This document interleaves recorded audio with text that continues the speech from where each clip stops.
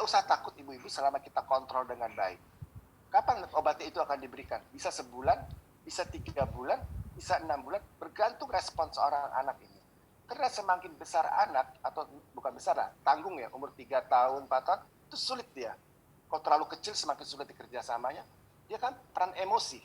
Semakin anak cemas, anaknya penakut, dia kadang rasa takut, rasa sakit, dia buang air besar lebih besar dibanding rasa keinginannya.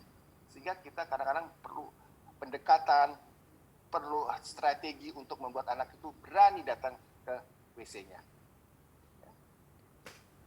Oke, yang sering kita datangi adalah sakit perut. Biasanya ini anak lebih besar, ya. Tapi begitu, ini paham sekali, ya, bahwa kalau ada anak sakit perut, terutama pada remaja, ya, 70% itu umumnya fungsional. Tadi kita ingat fungsional berarti tidak ada kelainan organ di dalam tubuh si anak tersebut. Lebih kepada emosional. Anak yang pencemas, anak terlalu rapi, anak terlalu ambisi, anak terlalu perfect, anak minta perhatian, segala macam lah. Itu yang membuat manifestasinya, pengimplikasinya adalah dalam bentuk keluhan. Bisa ada sakit kepala, ada yang bisa sakit perut, bergantung dari mekanisme dalam tubuh. Ini mungkin tidak perlu kita pahami bersama, macam-macam sebetulnya. Ada dispepsia fungsional itu. Itu biasanya keluhannya berasal di daerah lambung. Kalau irritable bowel syndrome, itu di seluruh perut sakitnya berkaitan dengan pola defekasi. Kadang-kadang lagi sakit, airnya keras, atau agak lembek. Kalau abdominal migraine, itu biasa garis tengah. Biasa berhubungan dengan suka pusing-pusing juga itu. Kalau functional abdominal pain, itu seluruh sakit perutnya yang tidak sesuai dengan ulu hati, tidak sesuai dengan pola defekasi, tidak sesuai dengan garis tengah. Itu kita baikkan kelompok tersebut. Ya. Nah, umumnya jangan terburu-buru, Bu. Itu harus berlangsung dulu 2 bulan. Bahkan kalau abdominal migraine kita tunggu dulu sampai 6 bulan. Kalau ada keluhan seperti ini berulang-ulang selama 2 bulan terakhir, polanya siklus gitu. Setiap pagi, setiap malam, setiap siang. Jarang kelainan organik yang polanya timbulnya siklus gitu. Berarti kalau dia siklus, dia ada pencetus pada saat tersebut. Pagi misalnya mau sekolah, malam udah besoknya mikirin sekolah, pagi mau Zoom lagi, mau online lagi, macam-macam sekarang, semakin lama semakin. Ya. Kedua, biasa tadi saya bilang pada anak-anak emosional tadi, anak-anak pencemas dan sebagainya. Perlu kita pikirkan ke arah sana. Ya. Nah, khususnya untuk di ulu hati, sering kita temukan kan, sering di ulu hati, oh ini lambung. Ya, setuju, benar. Berarti jangan ada peradangan di lambung, kita sebut sebagai gastritis. Mungkin kalau saya endoskopi, saya akan melihat tuh, lambungnya merah, kadang-kadang lecet. Wajar, ini menyebabkan dia sakit, lambungnya sakit perut. Tapi kenapa dia menjadi merah, menjadi lecet lambungnya? Apakah karena ada infeksi?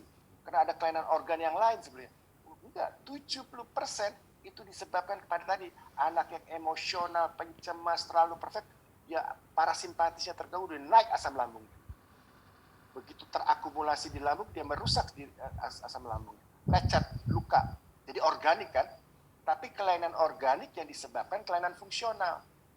Ya. Nah, untuk itu harus cari pencetusnya dahulu.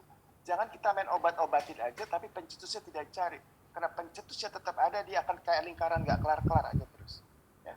Sambil kita cari apa sih yang membuat dia tidak enak, tidak cemas, tentu tidak bisa 1 minggu, 2 minggu, bisa berbulan kita mendapat tersebut. Ya, oke, selama dia terlalu kesakitan karena asam lambungnya terlalu naik sambil kita mencari, boleh kita memberikan obat dahulu, tentunya sepengetahuan dokter, obat penekan asam lambung supaya tidak terlalu berlebihan dan membuat anak lebih nyaman. Tapi itu hanya sementara, nanti kita akan turunkan.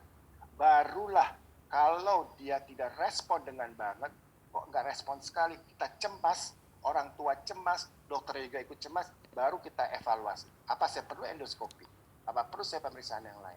Tapi didahului itu dulu, karena 70% adalah fungsional. Nah, salah satu yang sulit juga adalah membuat percaya itu anak. Ayo kamu tidak ada apa-apa, kamu gitu. Itu kadang-kadang membuat seorang remaja percaya diri itu perlu waktu, gitu ya, dan perlu ada yang dia role juga untuk si anak itu pada orang lain atau orang tuanya. Muntah, begitu ini juga muntah sering kali kita temukan di lapangan. Jadi rumah masing-masing anak kita kembali ada organik atau fungsional. Kalau organik, apakah obstruksi? Apakah muter ususnya? Nah, kalau biasa begitu, atau ada kelainan anatomi, lecet, merah-merah lambungnya sehingga membuat dia muntah-muntah. Ya, tapi jangan lupa, muntah itu juga bisa gejala awal dari suatu infeksi. Apakah infeksi saluran nafas, infeksi saluran kemih, infeksi saluran pencernaan. Kalau fase akut itu biasanya disebabkan oleh muntah-muntah darah. Kita juga punya muntah yang fungsional, yang bukan organ. Muntah siklus, muntah 2 minggu berhenti, muntah lagi, sebulan berhenti, muntah lagi. Anaknya bagus-bagus aja, anaknya gemuk aja. Tapi dok, muntahnya sampai berkali-kali, saya udah rawat tuh setiap dia muntah. Itu kadang-kadang muntah siklis vomiting namanya. Itu juga lebih kepada emosional dan sebagainya. Muntah fungsional, stres, ada yang sakit perut, ada yang muntah manifestasinya. Ya, ruminasi remaja, seringkali remaja yang stres, yang emosional, dia keluarin makanannya masuk mulut ditelan lagi. Ya. Atau erofagia, dihubungkan dengan motilitas saluran cerna kurang baik, terkumpul udara di dalam lambungnya dan kemudian dikeluarkan. Ya. Alarm, gitu. Jadi ini boleh kita alarm dulu. Kalau muntahnya, biasanya itu muntah karena saluran infeksi itu berlangsung tuh hanya berapa jam sampai 48 jam. Setelah itu dia akan hilang, berganti menjadi panas, berlanjut menjadi diare. Kok di 48 jam masih muntah-muntah juga nih, 72 jam masih muntah-muntah, satu warning. Bisa nggak apa-apa, tapi perlu diberikan apa-apanya dulu. Kok muntah ini didahului oleh rasa nangis yang berlebihan, baru dia muntah. Itu bisa juga terjadi pada marotasi atau volvulus. Dia kejepit tuh, perih, dia muntah, dia balik lagi. Ya. Perutnya kembung, aneh ya, kok ada perut kembung langsung muntah. Jangan-jangan ada gangguan pengosongan usus halus di bawahnya. Muntahnya hijau, kita khawatirkan asam empedunya harus ke bawah karena di bawah tersumbat, dia naik kembali ke atas. Ada benjolan saat kita pegang perutnya, atau kok kita habis minum, kita lihat gerakan usus di dalam perutnya, itu hati-hati. Jangan-jangan ada penyempitan, ada yang muter di usus bagian bawah sehingga dia perlu dorongan sehingga gerakannya terlihat. Apalagi kalau berat badannya tidak naik sesuai dengan usianya. Ya. Jadi, tadi saya katakan jangan lupa bahwa muntah itu bisa awal dari gejala infeksi. Biasa diawali muntah dulu kalau infeksi akut tuh. Misalnya kita mau infeksi tenggorokan, infeksi saluran nafas, muntah terus. Bisa 1 kali sehari, bisa 6 kali sehari. Itu bisa berlangsung beberapa jam, 3-4 jam, bisa sampai 48 jam. Ya. Kenapa bisa terjadi? Karena pada infeksi akut, saluran cerna meregang. Begitu dia meregang sedikit, dia signal ke otak, ke pusat muntah. Muntahinlah dia. Ya. Jadi apa yang kita kerjakan di rumah? Nah, ibu nggak usah cemas bahwa anak aku akan kekurangan cairan. Kita berikanlah minum sedikit-sedikit. Pakai sendok. Tujuannya kenapa harus sedikit? Supaya si ususnya nggak meregang. Kalau dia meregang lagi kan signal lagi ke atas. Kita kasih sedikit-sedikit, dia tidak meregang. Nanti setelah begitu fase akutnya hilang 48 jam, dia hilang kan?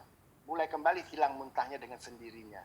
Nah, bagaimana kita bisa siap 48 jam kita pertahankan supaya dia tidak perlu dirawat, tidak perlu diinfus. Coba salah satunya berikan small dan frequent feeding. 1 sendok tahan dulu.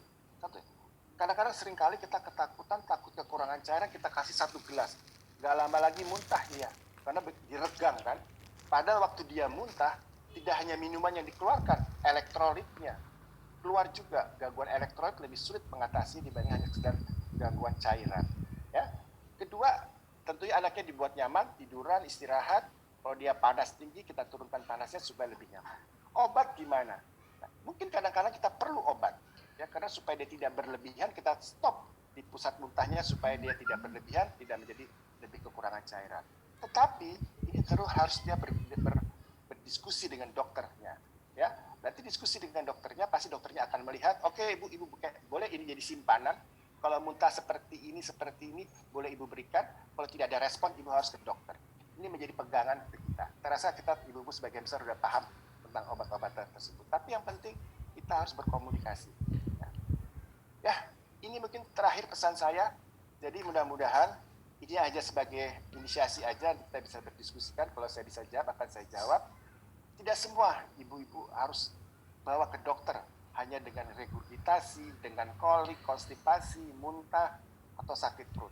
Karena sebagian dari mereka bisa kita selesaikan dengan cara kita sebagai orang tua. Kapan kita perlu bawa ke orang tua? Bila ada warning sign-nya. Silakan kita bawa ke orang tua, ke dokter untuk kita diskusikan bersama. Terima kasih Dr. Putri, mudah-mudahan dapat dipahami. Terima kasih. Assalamualaikum warahmatullahi wabarakatuh.